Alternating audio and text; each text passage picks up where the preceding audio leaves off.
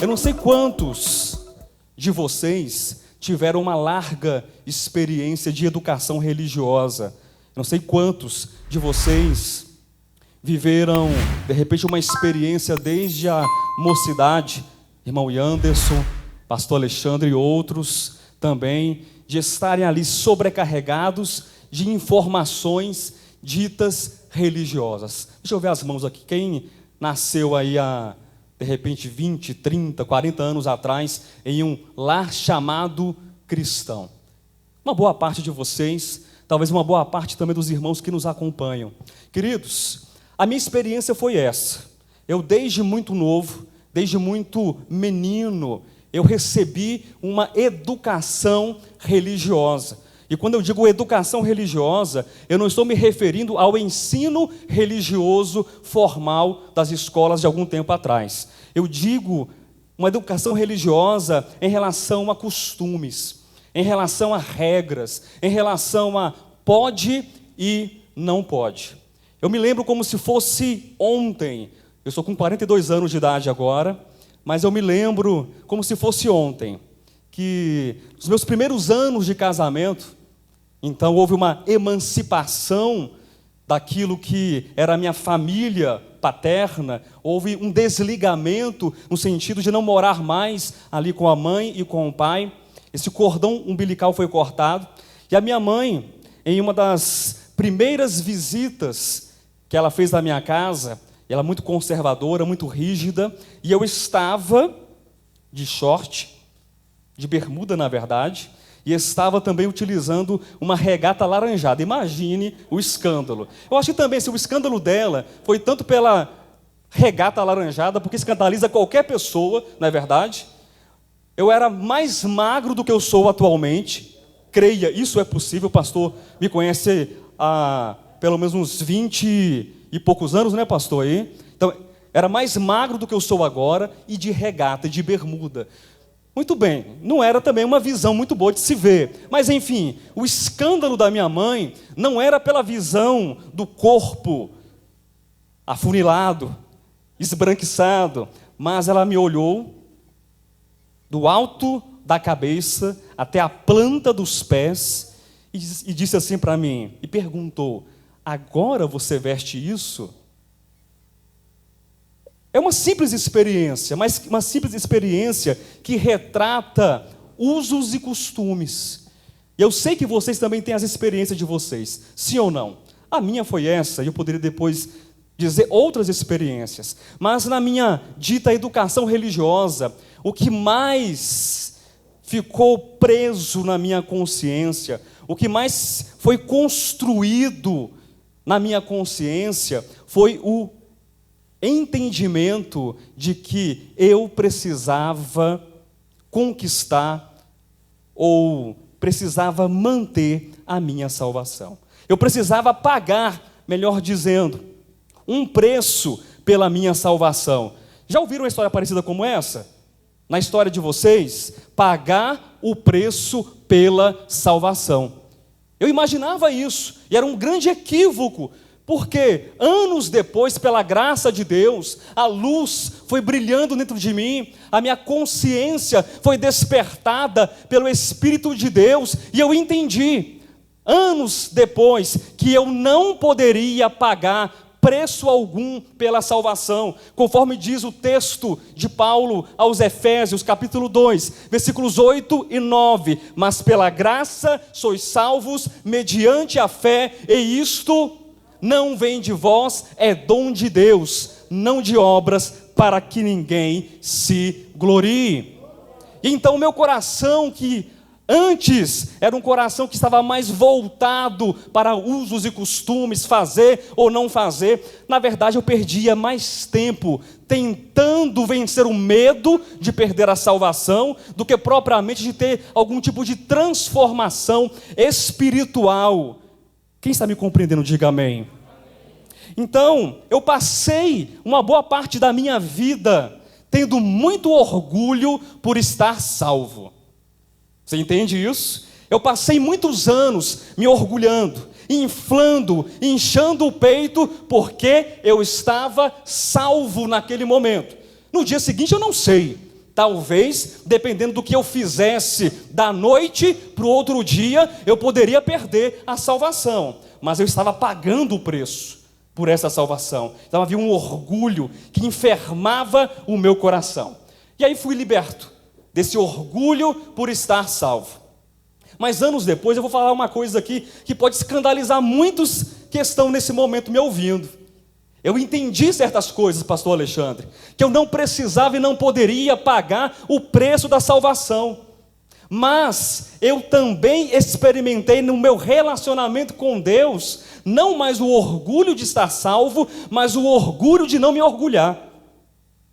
Pastor, não entendi nada. Sim, antes eu tinha o orgulho de estar salvo, e depois eu experimentei o orgulho de não me orgulhar.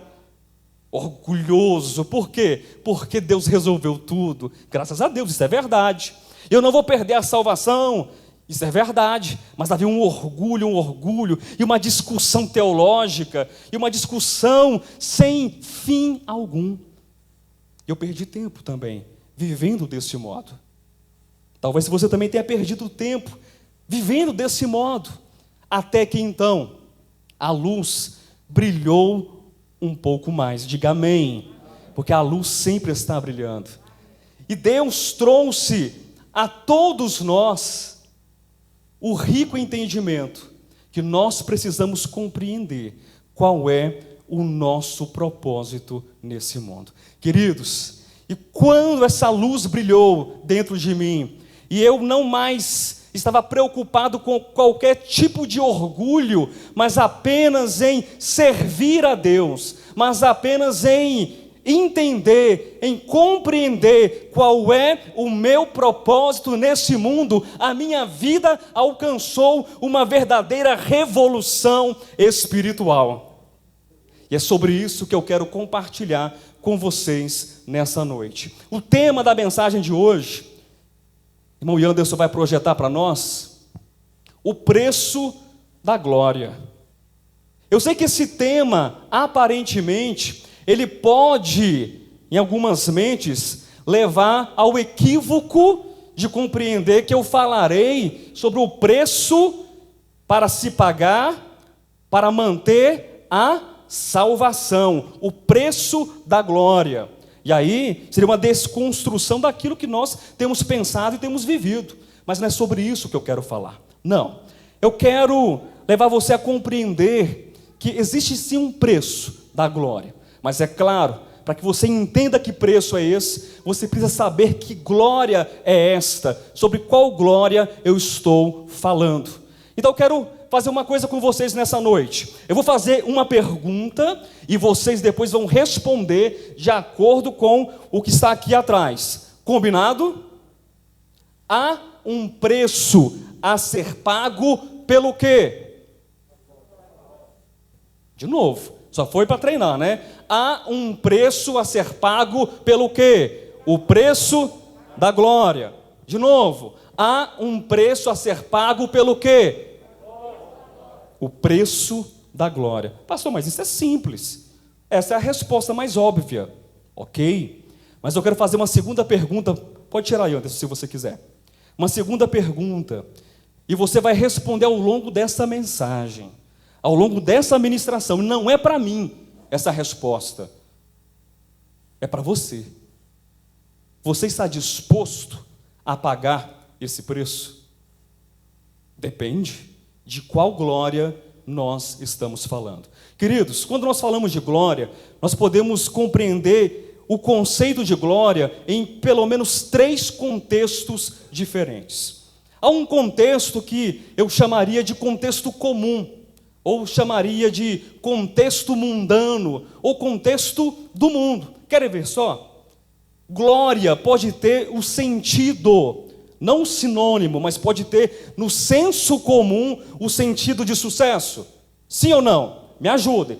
Se eu falar alguma coisa que não esteja colando aí, de verdade com o sentido, vocês vão me avisar. Glória pode ter o sentido de prestígio, pode ter o sentido de fama, pode ter o sentido de sucesso, de poder, de riqueza. Então existe no mundo uma aspiração, existe no mundo um empenho, existe no mundo um trabalho, uma expectativa para que as pessoas alcancem sucesso, fama, prestígio, status, riqueza, posição, para que as pessoas alcancem o quê? Glória, a glória do mundo. Isso é bem verdade que também o próprio Jesus Cristo, ele foi tentado. Nós temos relato em Mateus capítulo 4 e Lucas capítulo 4, que Satanás, no momento da tentação ali do Cristo, ele oferece a Jesus Cristo o quê? Lembram desse texto? A autoridade, o domínio deste mundo e a glória de todos os reinos dessa terra. Então, nesse sentido, glória é o quê? Posição, domínio, autoridade, riqueza, fama. E não é sobre esta glória que eu quero convidar você a experimentar. Não é esse tipo de glória. Mas a glória também pode ser vista em um outro contexto, chamado contexto religioso, que é bem parecido com o contexto, aquilo que eu falei agora há pouco na introdução, que é o preço para ser salvo. Glória no sentido de descanso da alma, glória no sentido de recompensa, glória no sentido de salvação. Eu experimentei recentemente uma dor muito grande. O meu padrasto faleceu, vai fazer semana que vem 30 dias, um mês. Então foi um momento muito conturbado para a minha família, um momento muito triste, porque ele estava para receber alta no hospital, e todo mundo na expectativa de recebê-lo em casa, e de repente à noite eu recebo uma notícia desesperada de que ele faleceu. Mas enfim, isso aconteceu. Dias depois foi o quê? O sepultamento. Imagina o sepultamento de um pastor. Muitos pastores reunidos, uma família de crentes, uma família de protestantes, de missionários, de pastores, de evangelistas, primos, tios, e tanta gente falando, honrando então a imagem ali do fulano, do corpo. E quantas vezes eu escutei a expressão: ele entrou para a glória, ele descansou porque ele está na glória. E outra pessoa também disse o seguinte: que bom, porque pelo menos assim ele faleceu, ele entrou para a glória, e quem sabe do dia do amanhã, de repente amanhã ele não estaria na glória, no sentido de quê? De estar salvo. Então glória para muita gente tem um sentido de salvação, de escape, de conforto, mas também não é sobre esse sentido que eu quero compartilhar com você. Mas há um terceiro sentido, queridos, que é o sentido bíblico da palavra glória. É uma palavra que ela é repetida inúmeras vezes nas Escrituras, pelo menos aí 450 vezes ou um pouco mais. Nós temos no Antigo Testamento, nós temos no Novo Testamento. No Novo Testamento nós temos a palavra doxa, e no Antigo Testamento nós temos a palavra kavod, em língua hebraica. E o que significaria kavod? Glória, que muita gente considera equivocadamente como Shekinah, e não é. Kavod significa peso. Kavod significa força. Pode ser entendida como a força ou o peso que um corpo exerce sobre determinada superfície. Kavod pode também ser entendida como uma carga, uma responsabilidade. Pode ser entendida como autoridade, como dignidade, como honra. Por isso vocês verão no Antigo Testamento textos que referem que tanto Deus tinha kavod, tanto Deus tinha peso, autoridade, tinha glória, tinha dignidade, ou também homens, reis, príncipes, juízes e sacerdotes também tinham a kavod reconhecida, a autoridade, a glória, o reconhecimento e a honra. Mas eu também não quero falar de etimologia para vocês. Não quero falar sobre o senso comum, sobre o senso religioso. Também não quero falar sobre o senso etimológico ou sentido bíblico. Eu quero falar sobre glória, para compreendermos o preço da glória a partir de uma visão diferente. Uma visão que nós podemos chamar de uma hermenêutica orgânica das Escrituras. Pastor Josué, o que viria a ser então uma hermenêutica orgânica das Escrituras? Seria uma interpretação, porque hermenêutica significa simplesmente interpretação.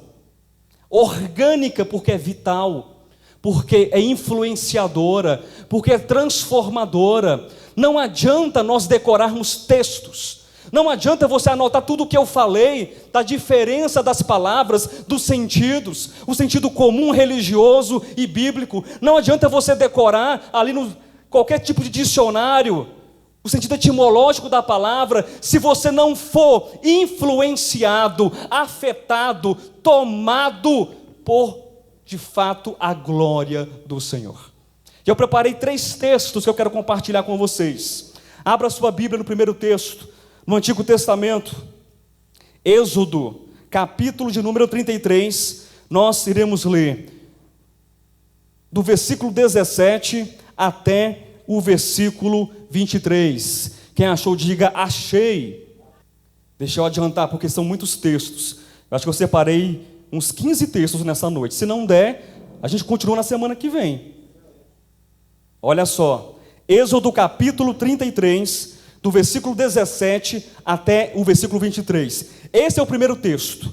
Depois nós iremos para João. Depois nós iremos para Hebreus. E preste atenção nesse momento na mensagem. Eu quero que você reúna as ideias. Amém? Algumas pontuações serão feitas nesses textos. Eu não vou me aprofundar muito, mas algumas coisas necessárias, estratégicas, importantíssimas, serão feitas, e eu quero que você reúna, faça a conexão das ideias. Versículo 17 de Êxodo 33. Aqui só interessante, isso aqui não está no original não, tá, queridos? É apenas nota do editor, nota da edição. Moisés roga a Deus que lhe mostre a sua, como é que está na sua Bíblia aí? Mostre a sua glória. Versículo 17. Disse o Senhor a Moisés: farei também isto que disseste, porque achaste graça aos meus olhos, eu te conheço pelo teu nome. Então ele disse: rogo-te. Quem é que roga aqui? Deus ou Moisés? Acompanhe o texto. Então Moisés, ele roga a Deus: rogo-te que me mostre a tua glória. Até aqui está muito simples a compreensão, sim ou não? Qual é o rogo de Moisés? Senhor, eu quero ver. Eu quero ver o quê? A tua glória. Vamos prosseguir no texto. Respondeu-lhe. Quem responde? Deus. Farei passar toda a minha bondade diante de ti. Mas qual é o pedido de Moisés? Eu quero ver a tua glória. Qual é a resposta do Altíssimo? Eu farei passar toda a minha bondade diante de ti, e te proclamarei o nome do Senhor. Terei misericórdia de quem eu tiver misericórdia, e me compadecerei de quem eu me compadecer. E acrescentou: não me poderás ver a face. Mas Moisés pediu para ver o quê? A glória. Porquanto homem nenhum verá a minha face e viverá. Disse mais o Senhor: eis aqui um lugar junto a mim, e tu estarás sobre a penha. Quando passar a minha glória, eu te porei numa fenda da penha, e com a mão te cobrirei até que eu tenha passado. Depois, em tirando eu a mão, tu me verás pelas costas, mas a minha face não se verá. Queridos, eu raramente faço abordagens técnicas, abordagens exegéticas, mas eu quero pedir a liberdade para vocês nessa noite, e que vocês não tomem essa palavra por uma palavra técnica ou uma palavra cansativa, mas é algo necessário. Esse texto que nós acabamos de ler, versículo 19. Mas antes, Moisés, ele pede no versículo 18 para Deus mostrar o quê? Vamos lá, igreja, comigo. Qual é o pedido de Moisés? Mostra-me a tua glória. Qual a resposta de Deus? Respondeu-lhe: farei passar toda a minha bondade diante de ti. Esse texto, em língua portuguesa, ele é o mesmo texto da língua hebraica. Se você buscar uma Bíblia em língua hebraica, você vai encontrar exatamente o mesmo significado, a mesma frase. Deus fará passar toda a sua bondade diante de Moisés. Esse é o primeiro ponto exegético que eu quero frisar para vocês. Mas é interessante quando nós comparamos o texto hebraico com o texto grego da Septuaginta. A resposta de Deus, ela é assim: farei passar toda a minha glória diante de ti.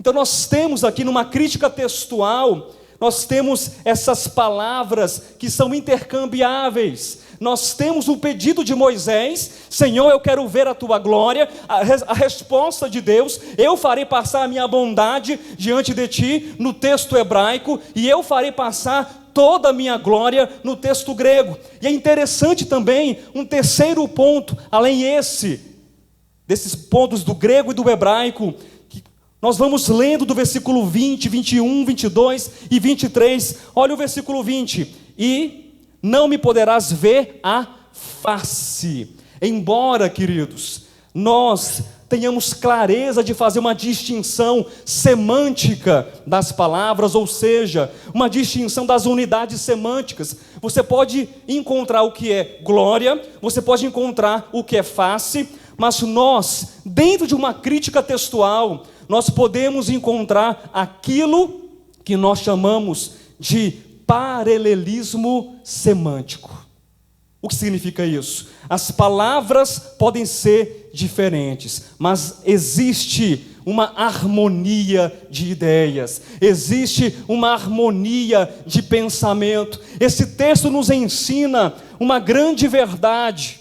Moisés pede para ver a glória, e Deus diz que faria passar a glória, que também é a bondade. A bondade de Deus é a manifestação da sua glória. A glória de Deus é a manifestação da sua bondade, e também é a própria face de Deus. Pastor, mas isso vai me levar em que direção? O que é que me vale isso? De que me vale entender essas questões semânticas, essas questões de crítica textual, pastor? Eu não vim aqui nessa noite para isso. Eu não estou fazendo um curso de teologia não, pastor. Calma, tenha paciência. Você vai entender. Um segundo texto, João capítulo 13, versículos 31 e 32. João capítulo 13, versículos 31 e 32.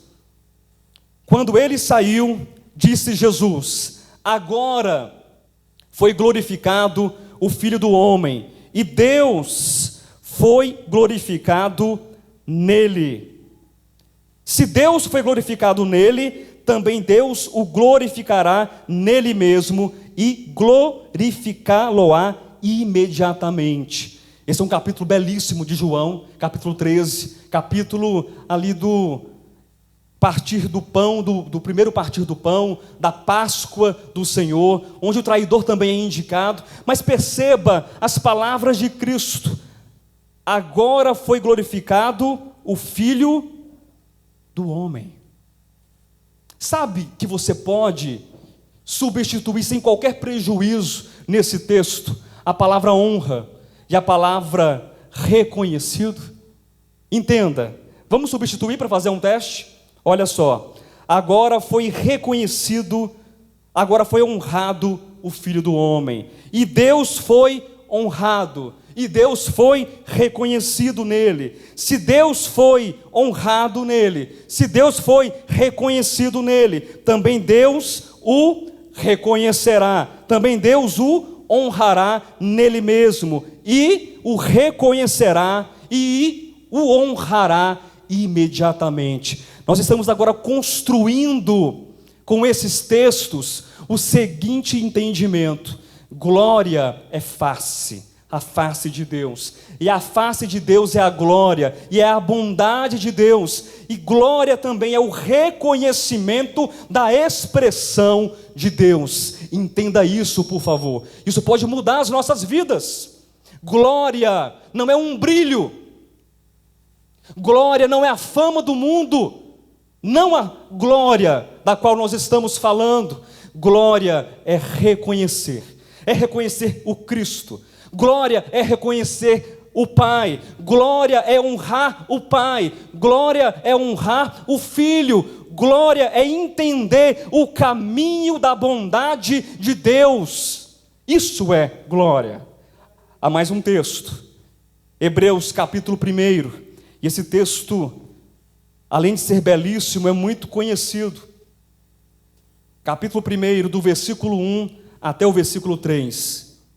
Havendo Deus outrora falado muitas vezes e de muitas maneiras aos pais pelos profetas, nesses últimos dias nos falou pelo Filho, a quem constituiu herdeiro de todas as coisas, pelo qual também fez o universo. Ele que é o resplendor. O que está escrito na sua Bíblia aí, meu querido? Ele é o quê? Cristo, Jesus, o Cristo, o Filho. Ele é o quê? Ele é o resplendor da glória dos homens. É isso? Ele é o resplendor da glória de todos os reinos dessa terra. É isso? Não. Jesus, ele é o resplendor. Ele é o reflexo. No texto original nós teríamos esse entendimento. Jesus, ele é o reflexo. Quando você vê a Cristo, quem você está vendo? A Deus, porque ele é o resplendor, o reflexo, a expressão de Deus, a expressão exata do seu ser. É o caráter de Deus. No original se diz caráter de Deus. Essa palavra, ela traz uma designação de um entendimento que é aquilo que imprime numa forma, através de um selo, através de um carimbo, aquilo que está no selo, aquilo que está no carimbo, é a impressão exata daquilo que está no carimbo e está no selo. Cristo é a expressão de Deus. Cristo é o selo de Deus. Cristo é o carimbo de Deus. Cristo é o reflexo de Deus. Cristo é a expressão exata de Deus.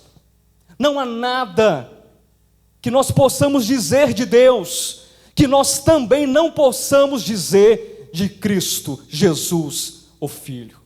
Não há nada. E Filipe, o texto que foi lido no início da reunião, ele pedia para que Jesus Cristo mostrasse o Pai. E qual foi a resposta de Jesus Cristo? Eu estou há tanto tempo convosco, e você ainda não me conhece. Você não sabe quem está aqui diante de você. Quem vê a mim, vê quem? Vê o Pai. E esse é o ponto nevrálgico da mensagem, queridos. O preço da glória. Porque é a partir desse ponto que nós vamos começar então a entender e começar a responder aquelas perguntas. Há um preço a ser pago pelo quê? Pela glória? Sim, mas você está disposto a pagar esse preço? E você não sabe se está disposto ou não a pagar o preço, porque você não sabia até então que tipo de glória seria essa. Ah, pastor, estou disposto a pagar o preço pela fama.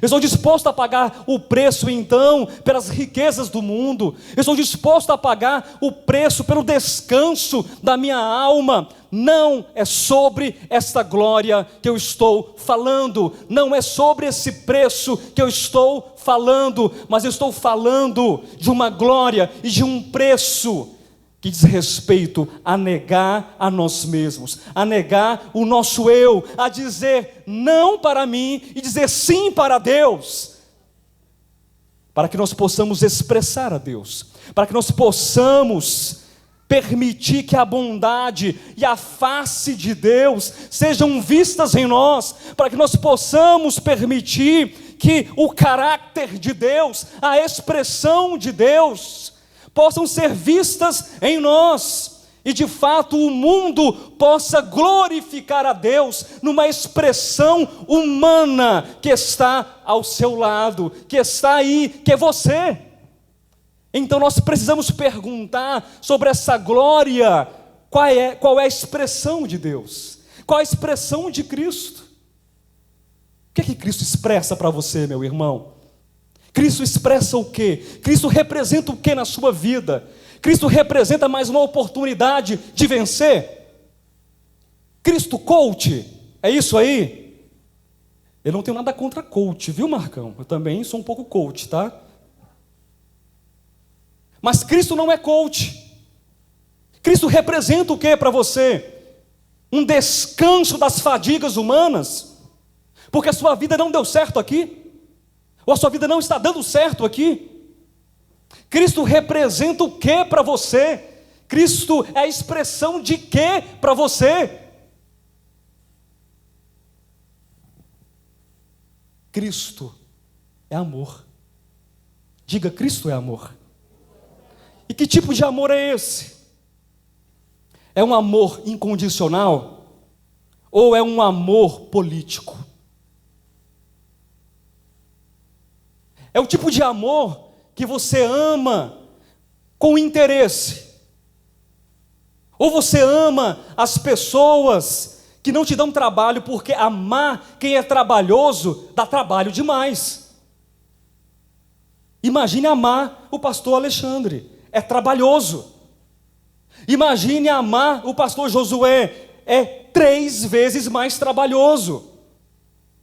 Vocês não têm ideia, eu prego geralmente uma vez por mês, a cada 40 dias, quem sempre faz os posts das mensagens é o irmão Alan. Ele não está aqui nessa noite, mas ele deve estar assistindo. Eu vou falar isso, eu faço questão, para os irmãos verem a dificuldade do que é amar um ser humano.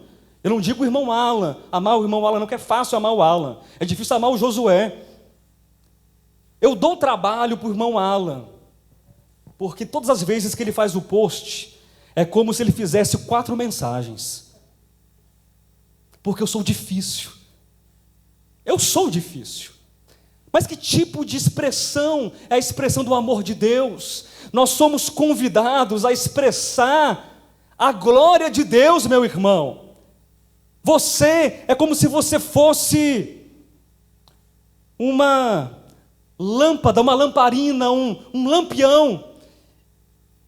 E dentro de você existe o divino, existe Deus, e por onde quer que você passe, você tem a oportunidade de iluminar com amor, não o amor, aquele amor traiçoeiro, não o amor político, não o amor fingido, que até despreza o próprio significado de amor, mas o amor incondicional, o amor que não leva em consideração se o outro quer você bem ou não. Que tipo de expressão Cristo traz? Uma expressão de perdão, mas perdoar a quem? Um perdão que alcança o mundo todo? Ou um perdão seletivo? Um perdão calvinista? Um perdão que diz assim, você vai e você não vai. Que tipo de perdão nós estamos expressando? Que tipo de glória nós estamos expressando? Que tipo de santidade nós estamos expressando? Que tipo de face os homens enxergam na minha face? Bondade. Nós lemos o texto de Êxodo. Deus disse para Moisés, quando Moisés falou, Senhor, eu quero ver a tua glória. Tá bom, Moisés, eu vou passar diante de você a minha glória, a minha bondade. Mas que bondade É essa que nós estamos expressando, porque a bondade de Deus, a bondade do Cristo, é a bondade que faz a chuva cair para todos, que faz o sol raiar para todos, é a bondade que convida todo homem, a toda mulher, a todo ser humano, não importa quem quer que ele seja, a experimentar o favor de Deus. E que tipo de glória, que tipo de face, que tipo de bondade é a minha bondade? Que tipo de expressão é a minha expressão de Cristo? Queridos, os homens nos conhecem, e os homens conhecerão a Deus por nosso intermédio. Eu não estou aqui para regular a vida de ninguém, porque se tem uma vida que tem que ser regulada, é a minha vida internamente. Mas não com regras, mas regulada pelo Espírito Santo de Deus. E nós temos que pensar nessas perguntas que foram feitas. Há um preço a se pagar pelo quê? Responda: o preço da glória. Mas você está disposto a pagar esse preço? Você está disposto a pagar esse preço de negar a si mesmo? Está disposto a pagar o preço de ser bom, como Deus te ensinou a ser bom? Está disposto a pagar o preço de ser amoroso, de amar, como Deus nos ensina a amar? Não, mas é muito difícil isso, pastor. Isso é inalcançável. Eu não quero isso para a minha vida. Eu prefiro a glória do mundo, a glória da religião. Eu prefiro até decorar o que significa glória em hebraico e em grego. É muito mais fácil. De fato, é muito mais fácil. Mas expressar essa glória que nos faz mudar, mas expressar essa glória que diz assim: para e pensa um pouco. Para e pensa um pouco, muda o coração. Não é apenas uma mudança de atitude, não é uma mudança externa, de um verniz, do exterior, mas é uma mudança de essência, é uma mudança interna, de coração, de natureza. Isso dói, isso fere, isso machuca. E nem sempre nós estamos dispostos a pagar o preço da glória. Você não precisa e não deve pagar o preço pela sua salvação. Mesmo se você quisesse, você seria incapaz de pagar.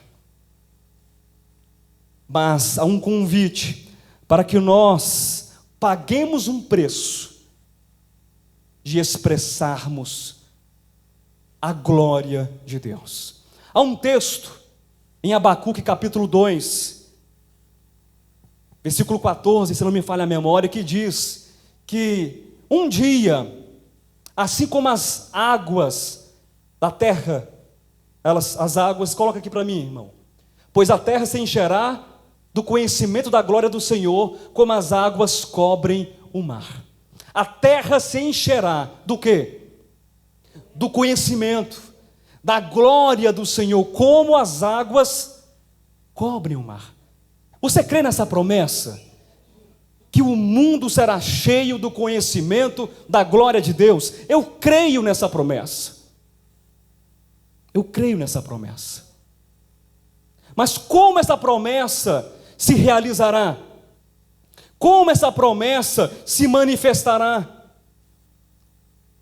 Na semana passada e nas semanas anteriores, nós fomos ministrados ricamente em um texto, Filipenses capítulo 2, do versículo 5 em diante. Quem se lembra dessas ricas e extraordinárias ministrações? Vocês se lembram? Filipenses 2 é a resposta de Abacuque 2. Você sabia disso? Abacuque 2 diz que a terra será cheia do conhecimento da glória do Senhor.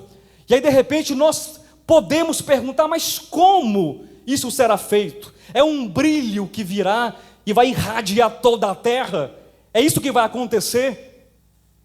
Filipenses 2 é a resposta do texto de Abacuque. Tende em vós o mesmo sentimento que houve em Cristo Jesus. Esse sentimento é o convite para a glória, É o convite para participarmos dessa expressão viva da glória de Deus. Há um tempo atrás, um grupo de amigos, de irmãos da igreja, estavam conversando a respeito da segunda vinda de Cristo. Foi uma conversa muito bacana, uma conversa muito interessante. E nessa conversa, alguns textos surgiram. Porque como será, afinal, a vinda de Cristo?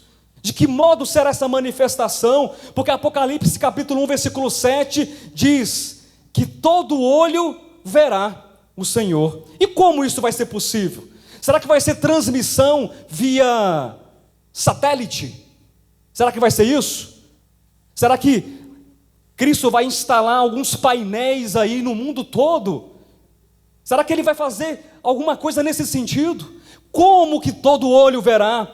É um texto muito interessante, segunda epístola de Paulo aos Tessalonicenses, capítulo 1, versículo 10, que quando Ele vier para ser glorificado e admirado nos seus santos, Cristo voltará. Quem crê nisso, diga amém. Quem crê nisso, diga amém. Ele voltará, e o texto é claro, Ele vai ser glorificado, Ele vai ser honrado, Ele vai ser manifestado, Ele vai ser admirado, Ele vai ser reconhecido. Os homens irão reconhecer a Deus, os homens irão reconhecer a Cristo. Pastor Josué, mas será que é pela barba comprida dele?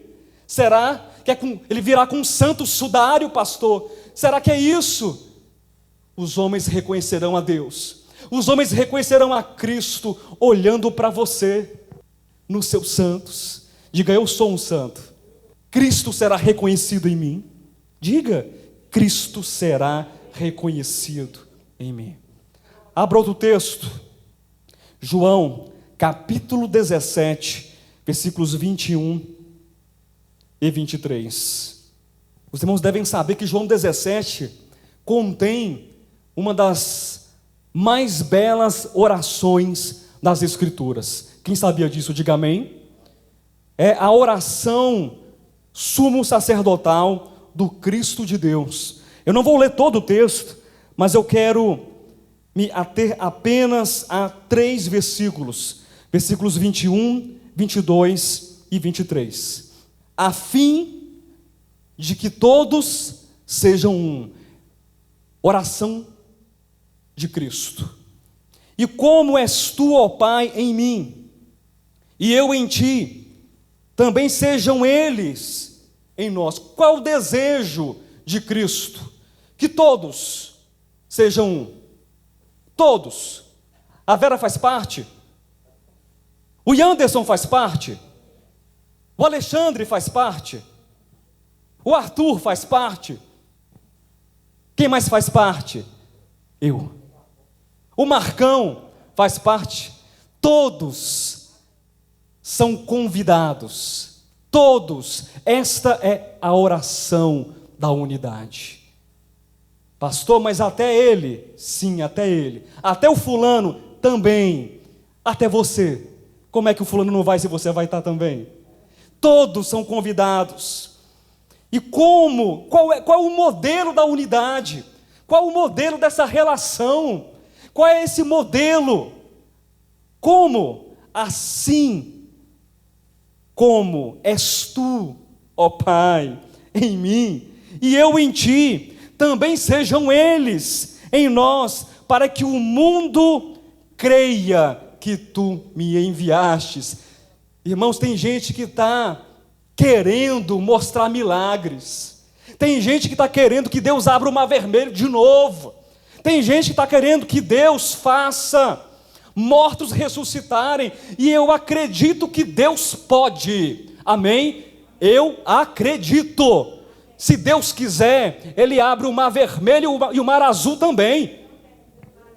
Se Deus quiser, Ele ressuscita os mortos. Se Deus quiser, Ele cura os cancerosos. Se Deus quiser, Ele faz qualquer coisa acontecer, porque Ele pode, Ele é Deus.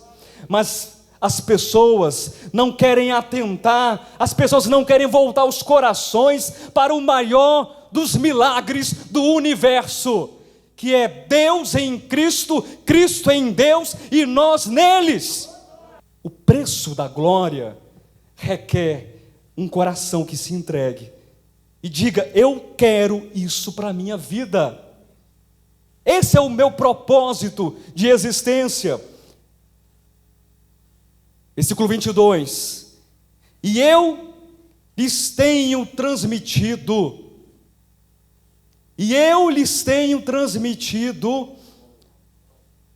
o poder de expulsar os demônios. Também. E eu lhes tenho transmitido o poder de onde colocar a planta dos pés, tomar por posse, por herança, e não ser cauda, mas ser cabeça. E eu lhes tenho transmitido o quê? A glória. Ó Senhor, eu tenho transmitido a eles, a vocês, a glória. E glória pode ser entendido como o quê? Reconhecimento, como bondade, como autoridade também, como dignidade, honra. Eu lhe tenho transmitido o reconhecimento que me tens dado, para que sejam um como nós o somos, e eu neles, e tu em mim, a fim de que sejam aperfeiçoados na unidade, para que o mundo conheça que tu me enviaste e os amaste, como também amastes a mim. E aí no texto, Cristo coloca mais uma palavra interessante, mais algo para compor essa relação: é o amor. O mundo conhece o amor. De que maneira? Quando vê a unidade, quando vê a expressão de Deus, a bondade de Deus. E o texto diz que nós somos aperfeiçoados, queridos, nessa unidade. Há um texto, Colossenses capítulo 3, versículo 14, que declara que são vários conselhos do apóstolo Paulo.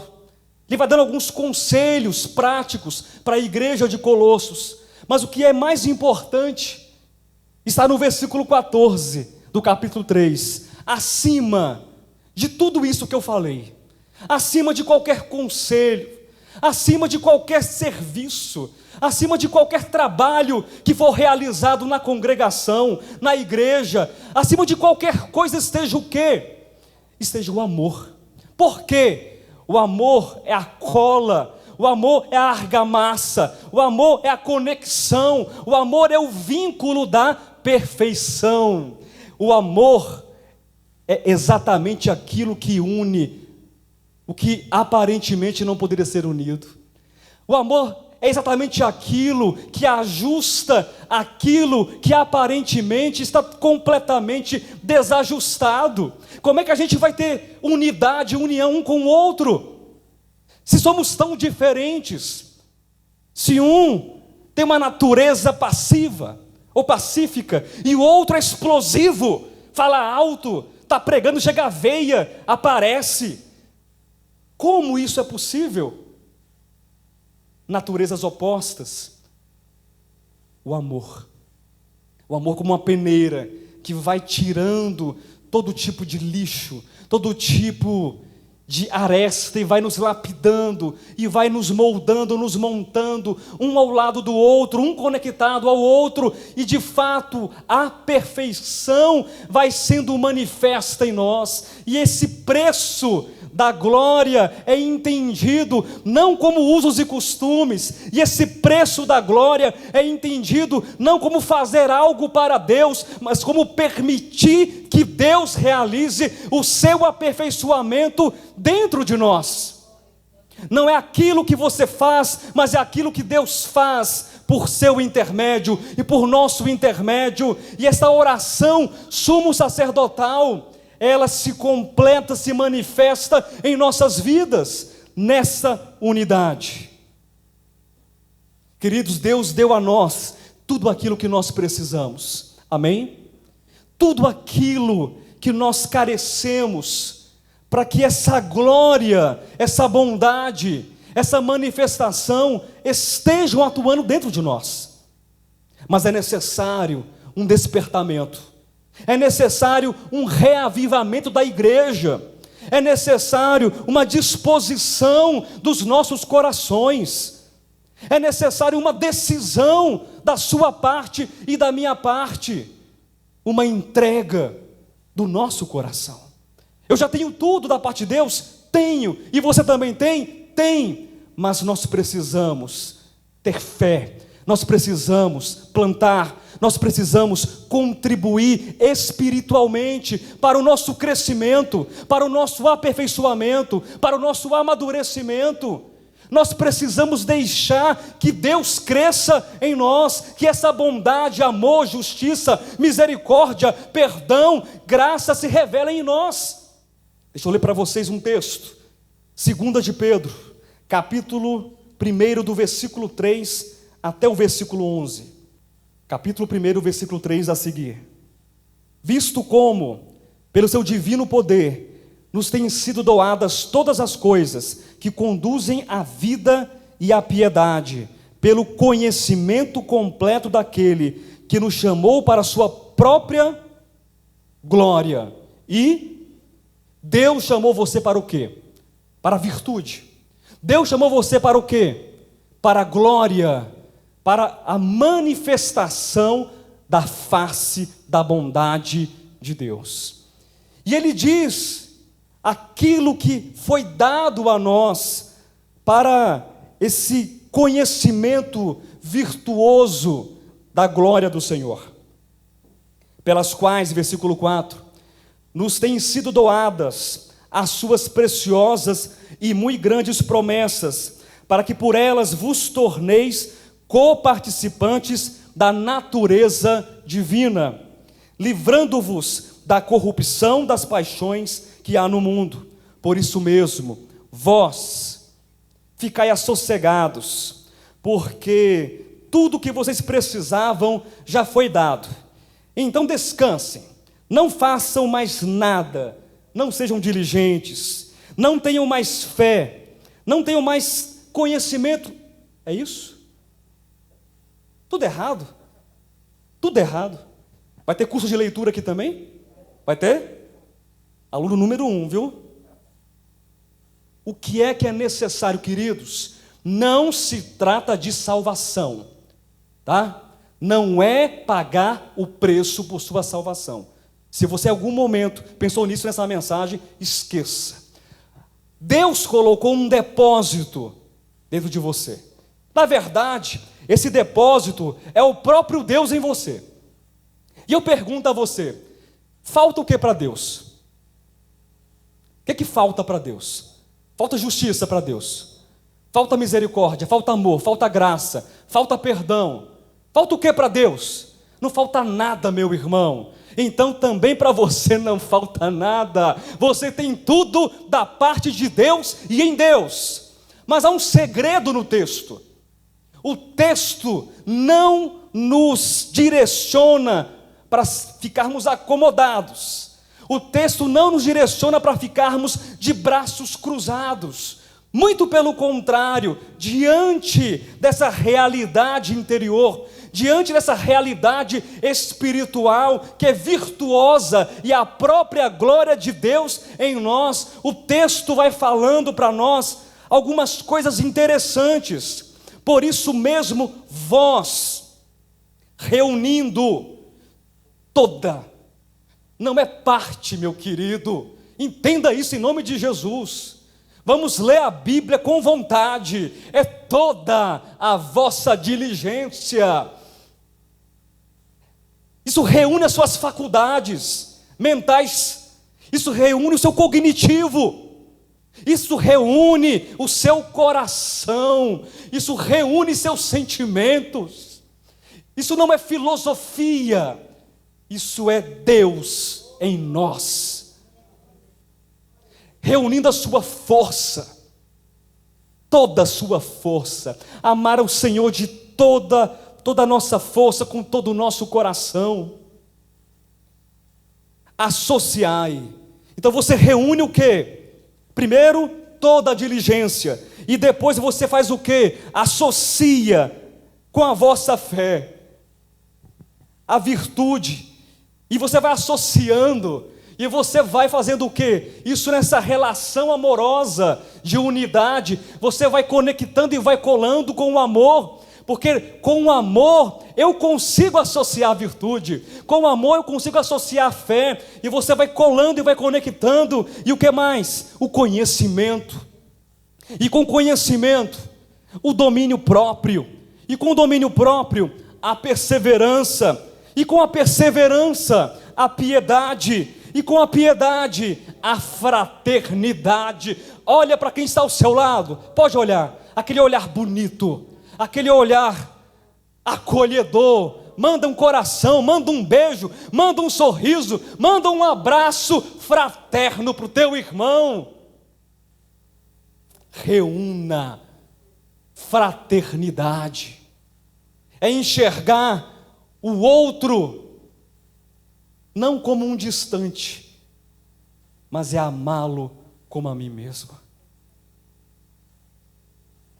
E vai reunindo o que? Piedade, piedade e fraternidade. Com a fraternidade o amor. Porque estas coisas, queridos, olha só, existindo em vós e em vós aumentando, fazem com que não sejais nem inativos, nem infrutuosos no pleno conhecimento de nosso Senhor Jesus Cristo. Preste atenção, de acordo com o texto, numa leitura reversa, é possível ser inativo? Numa leitura reversa, é possível ser inativo? É possível não dar frutos? É. Pastor, e aí? Significa que a expressão da glória não estará presente em nós. É simples assim. Mas quando nós reunimos diligentemente todos os recursos espirituais do qual nós fomos dotados pela parte de Deus, nós vamos produzir, nós vamos avançar, nós vamos construir, nós vamos progredir na fé. Aleluia! Porque aquele a quem essas coisas não estão presentes é cego. Parece que o texto ele nega, mas está ou não está na gente? Queridos, essas coisas estão ou não estão?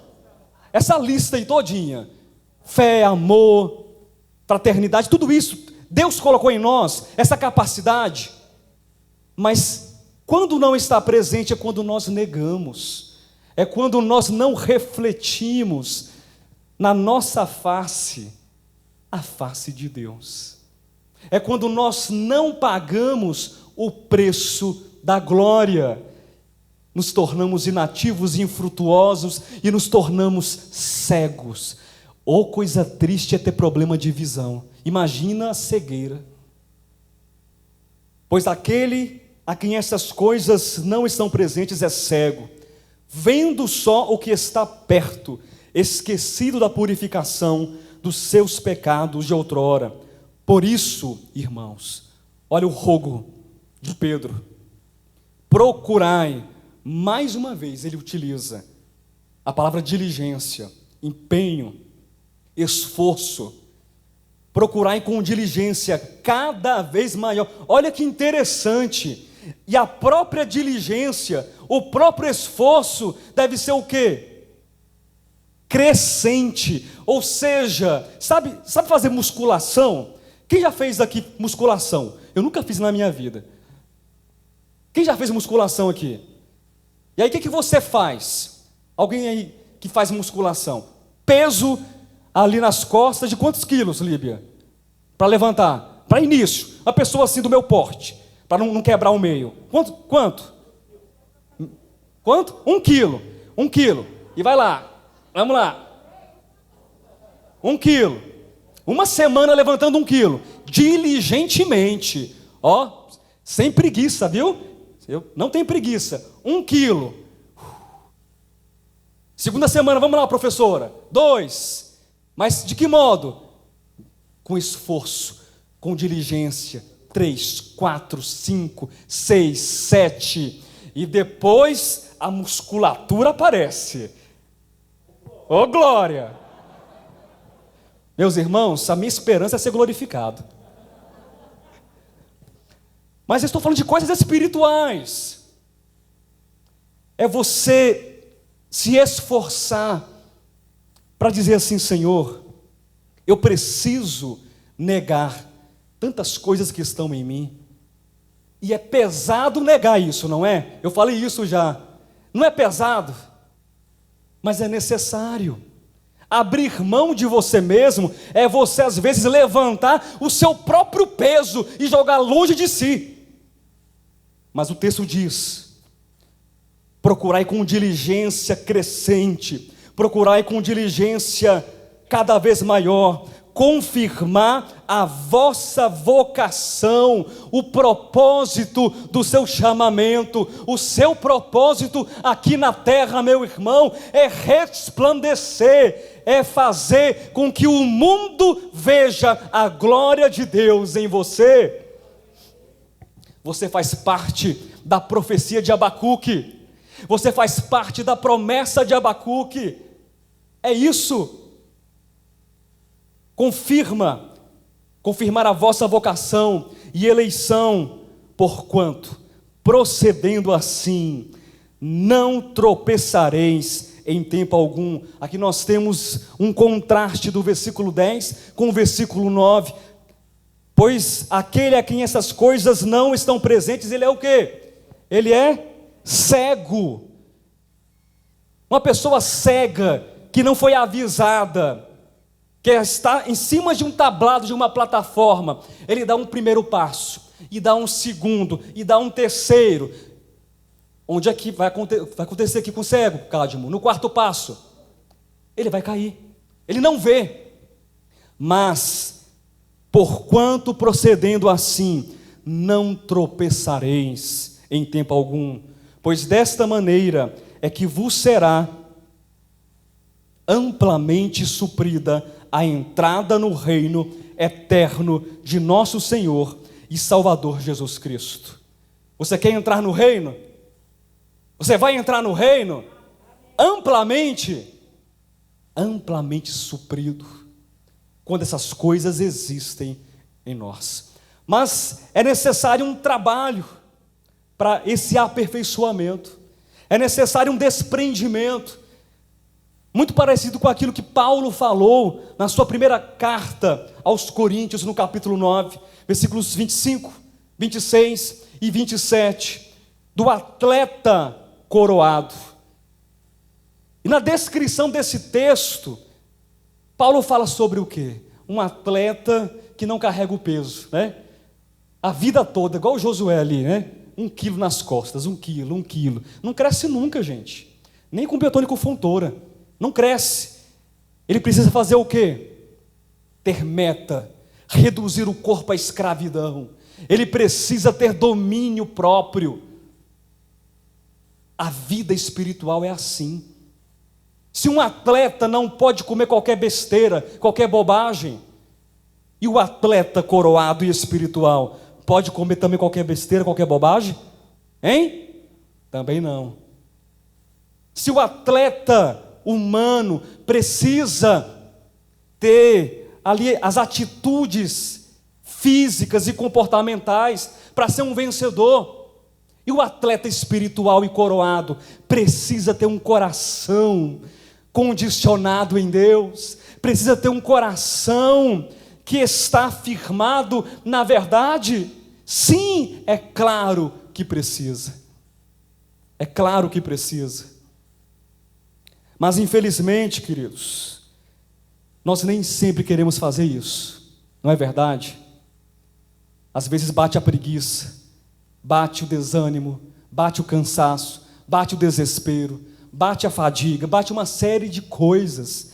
E essa mensagem que nos convida a pagarmos um preço por esta glória que é a expressão do que Deus é, do seu favor, graça e bondade, essa mensagem ela vai caindo no esquecimento. Essa mensagem de hoje ela não é nova, ela é a repetição de décadas de ministração. Sim ou não?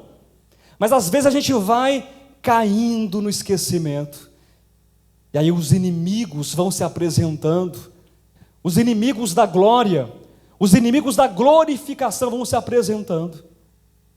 E sabe qual é o maior inimigo da glória? Sabe qual é?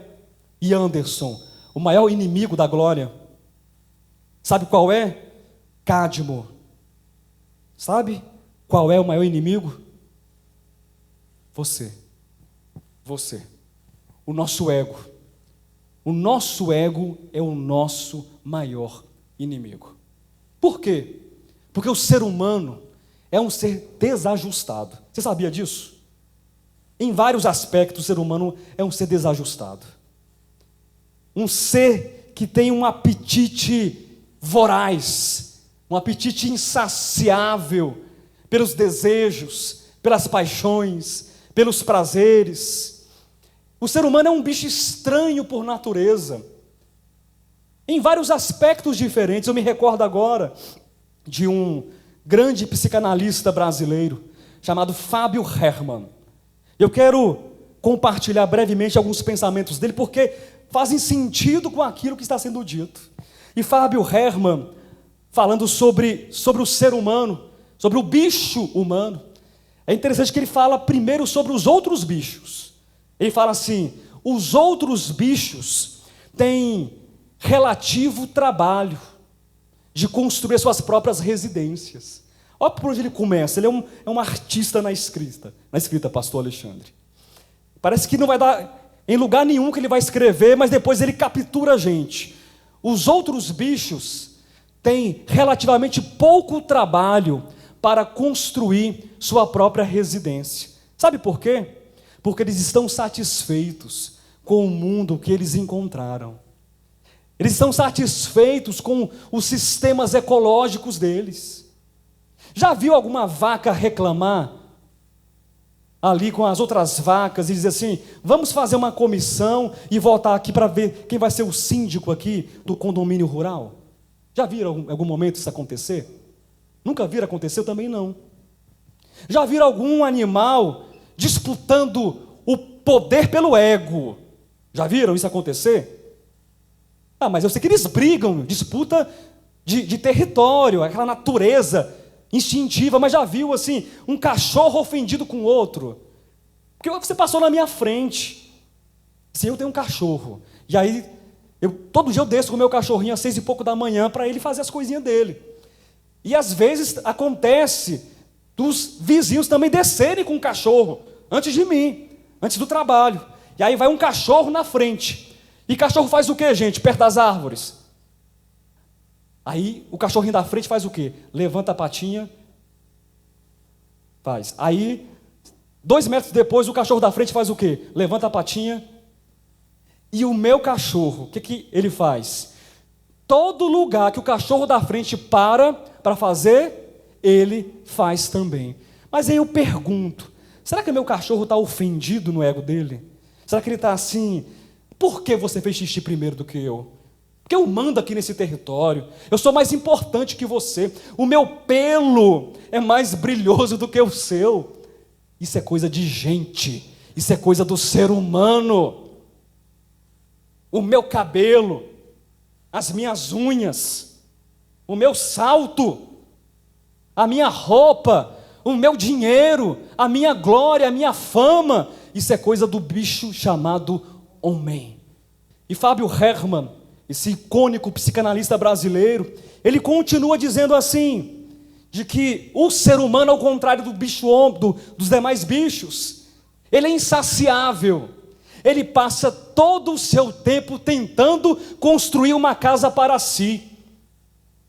E num trabalho insano, num trabalho louco, sem nunca ficar satisfeito com o resultado. Isso é verdade ou mentira, gente? Sabe o que a gente faz? Nós fazemos. Nós compramos uma casa. E é errado comprar uma casa? Não é errado. Aí você reforma a casa. É errado reformar a casa? Mas o ser humano, ele é insaciável. Ele pinta, depois ele faz o quê? Ele pinta de novo, aí ele troca o sofá, depois ele faz o quê? Outro sofá, depois ele amplia, depois ele quebra, depois ele reforma de novo, depois ele vai fazendo o quê? De modo insaciável. E Herman, ele fala sobre a construção da casa em uma metáfora de construir a si mesmo. O ser humano sempre quer mais dinheiro, sempre quer mais prazer, sempre quer mais e mais e mais. E nós, em muitos momentos, somos assim. E a espiritualidade vai ficando para depois, e o congregar vai ficando para depois, e Deus vai ficando para depois. E essa história da glória é escatológica, meu pessoal, porque um dia Jesus Cristo virá, e eu vou morar no céu, ou se não for morar no céu, eu vou possuir a terra. Então isso é escatologia. Não, a glória é presente, a glória é atual, a manifestação de Deus é hoje, no tempo que se chama hoje.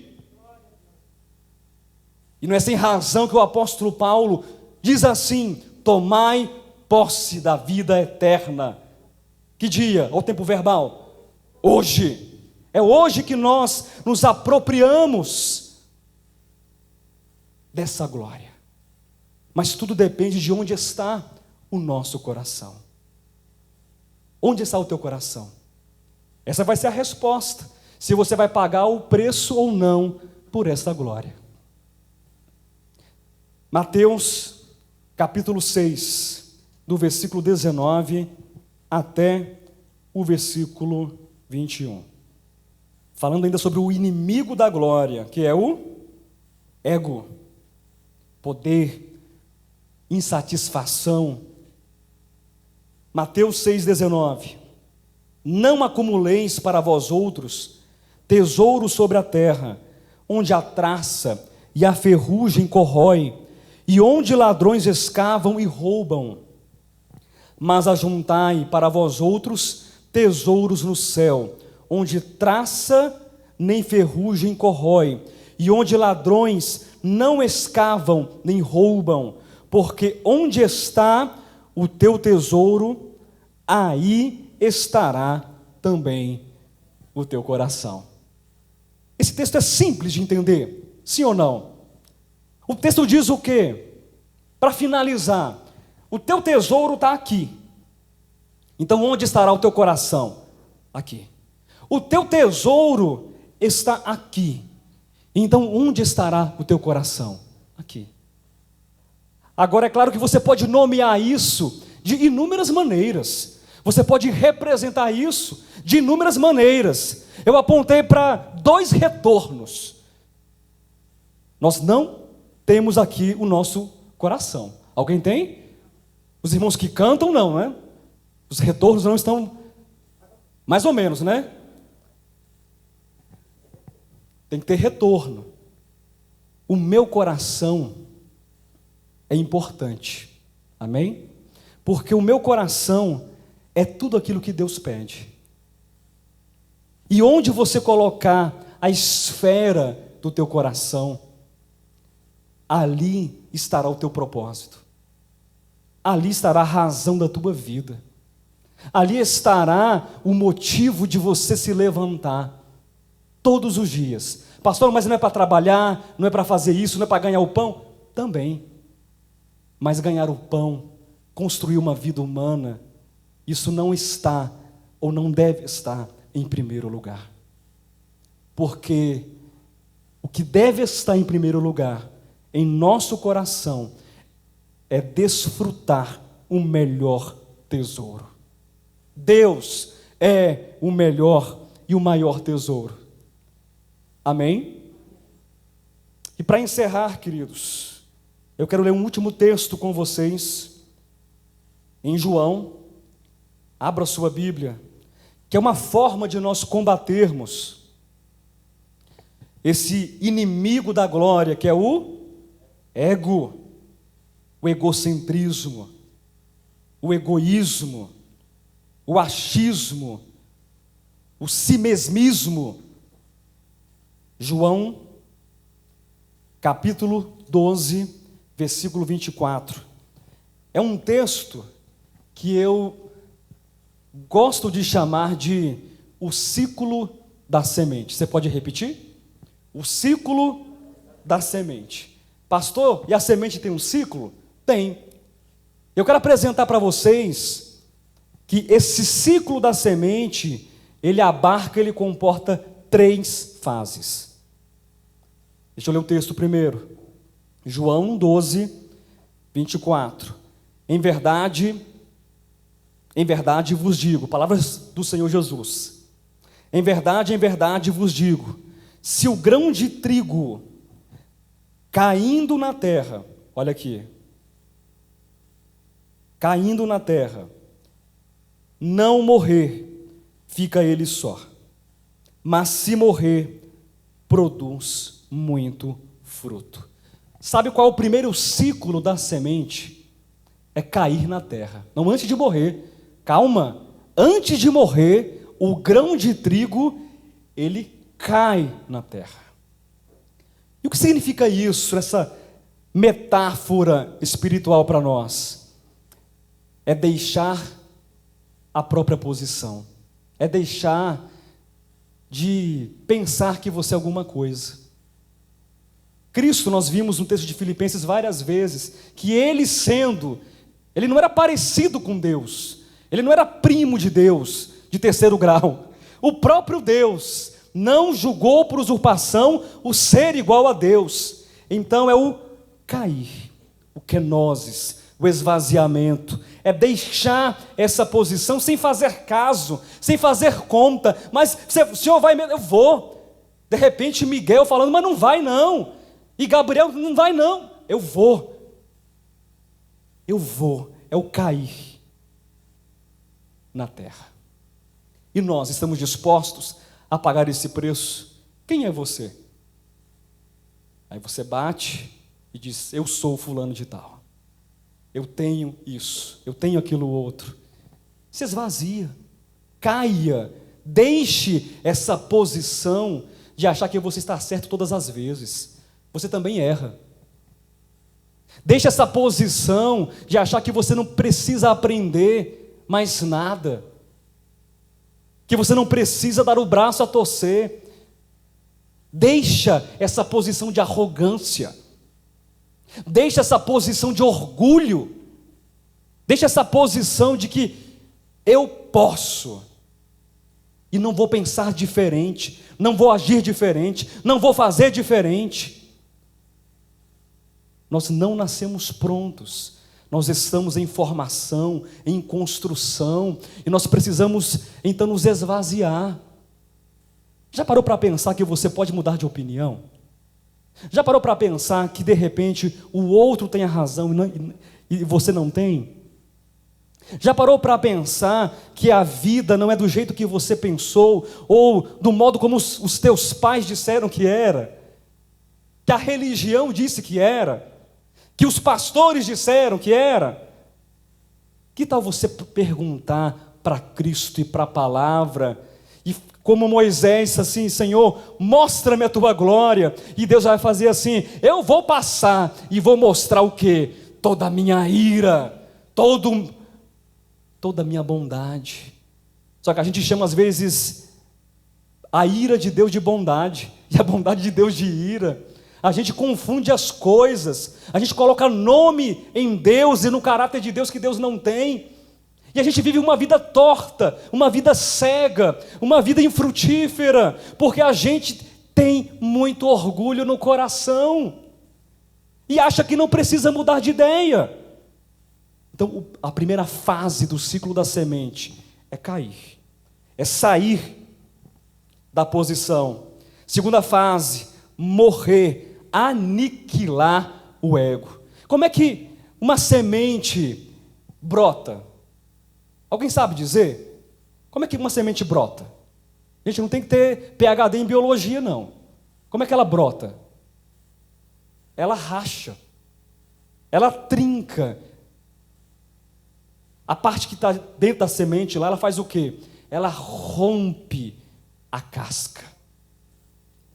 Ela não está preocupada com a casca. Ela não está preocupada com os achismos. Ela não está preocupada com os invólucros. Ela não está preocupada com a aparência desse mundo. Ela não está preocupada com as cascas dos aplausos humanos. Porque tudo isso é vaidade. Porque a essência é que de fato tem valor. As cascas serão levadas pelo vento e consumidas pelo fogo. Então aniquilar o ego é dizer: Senhor, eu vou me abrir para Ti. Eu vou me amostrar para o mundo. Mas não por orgulho, não por vaidade, não para ser reconhecido como o maioral, mas para que o mundo veja em nós a glória de Deus. Mas para que o mundo veja em nosso falar a face de Deus, e a bondade de Deus, e o serviço de Deus, e a graça de Deus. Sim, o serviço de Deus, porque Deus está trabalhando para revelar a si mesmo ao mundo. Então, a primeira fase do ciclo da semente é sair da sua posição. É sair. Aquela semente que estava ali no celeiro, que estava num saco junto com outras sementes, ela sai. Ela não é mais uma semente comum e misturada com as outras. Ela agora é uma semente que sai de uma posição para ser quebrantada, para ser rachada, para ser mostrada, para ser aniquilada, para ser revelada ao mundo. E essa semente brotará, e essa semente germinará, e essa semente, a terceira fase do ciclo da semente, produzirá muito fruto.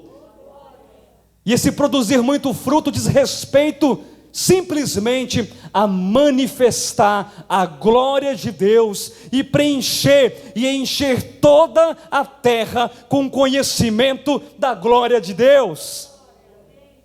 Esse é o ciclo da semente que combate o ego e nos faz então dizer: eu quero pagar o preço da glória. Queridos, é fácil? Não. É impossível? Também não. Mas depende de uma decisão do nosso coração. Amém? Eu disse para vocês que ao longo dessa ministração, você responderia. Você não vai responder para mim, você não vai responder para o seu vizinho, mas responda para você, internamente, se você quer pagar o preço da glória.